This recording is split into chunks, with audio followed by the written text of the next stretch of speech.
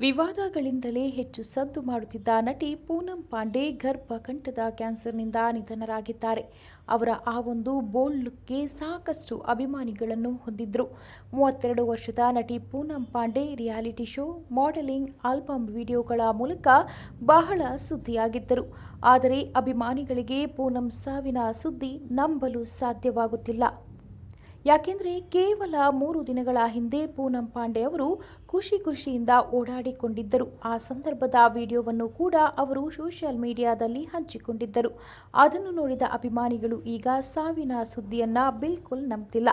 ಹಲವು ದಿನಗಳ ಕಾಲ ಕ್ಯಾನ್ಸರ್ನಿಂದ ಬಳಲಿದ್ದರೆ ನಂತರ ಚಿಕಿತ್ಸೆ ಫಲಕಾರಿ ಆಗದೆ ನಿಧನರಾದರೆ ನಂಬಬಹುದು.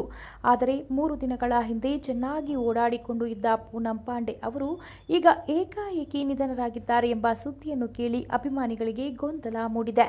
ಅಧಿಕೃತ ಇನ್ಸ್ಟಾಗ್ರಾಂ ಪೇಜ್ನಲ್ಲಿ ಬರೆದುಕೊಂಡಿರುವ ಟೀಮ್, ಪೂನಂ ಗರ್ಭಕಂಠದ ಕ್ಯಾನ್ಸರ್ನ ಕಾರಣದಿಂದಾಗಿ ಇಂದು ನಾವು ಪೂನಂ ಅವರನ್ನು ಕಳೆದುಕೊಂಡಿದ್ದೇವೆ ಎಂದು ತಿಳಿಸಲು ದುಃಖವಾಗ್ತಿದೆ. ಆಕೆಯೊಂದಿಗೆ ಸಂಪರ್ಕಕ್ಕೆ ಬಂದ ಪ್ರತಿಯೊಂದು ಜೀವಗಳಿಗೂ ಶುದ್ಧ ಪ್ರೀತಿ ಹಾಗೂ ದಯೆಯಿಂದ ಭೇಟಿಯಾಗ್ತಿದ್ರು.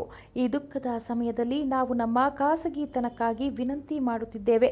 ಆಕೆಯೊಂದಿಗೆ ಹಂಚಿಕೊಂಡ ಎಲ್ಲ ಕ್ಷಣಗಳನ್ನು ನಾವು ನೆನಪಿಸಿಕೊಳ್ಳುತ್ತಿದ್ದೇವೆ ಎಂದು ಬರೆದುಕೊಂಡಿದೆ.